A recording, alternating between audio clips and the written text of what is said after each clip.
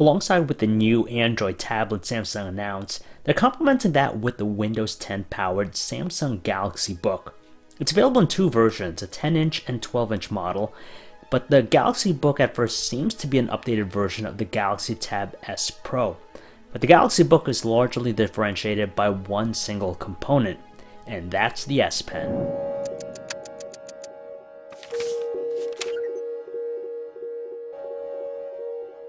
The difference in the two options is their size, as well as their performances, but the 10-inch model is a smidgen easier to travel with. As for the specs, power users will want to stick with the 12-inch model, just because it sports a higher resolution screen and 13-megapixel rear camera. You also have a higher capacity battery in there, more RAM and hard drive space, and a 7th generation Intel Core i5 processor.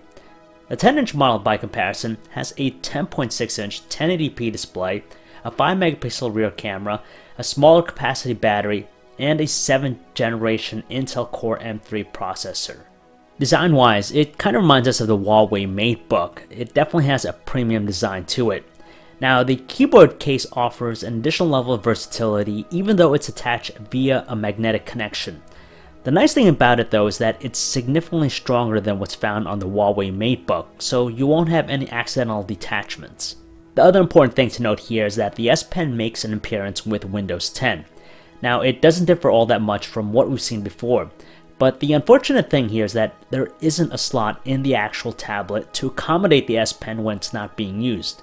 As for the Windows 10 experience, there's not a whole lot to cover here because it's essentially the same as other 2-in-1 devices out there, with the exception of the S Pen of course. Yes, you can use it to jot down notes and draw stuff, but Samsung assures us that it's far more sensitive than before. Plus, it doesn't require any sort of battery to power it.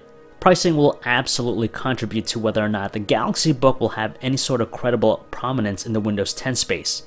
While it'll no doubt draw comparisons to the Surface Pro 4 and even the Huawei MateBook, we hope that the pricing for the 12-inch version will line up accordingly to its rivals, and maybe even include the keyboard in that price too. As for the 10-inch model, it'd be nice to see it hover closer to the $500 range, since it'd do nicely to complement its Android counterpart. So there you go guys, that's a quick hands-on look at the Samsung Galaxy Book. If you guys want to learn more about them, you could check out our website, taptimes.com. This is John V, signing off.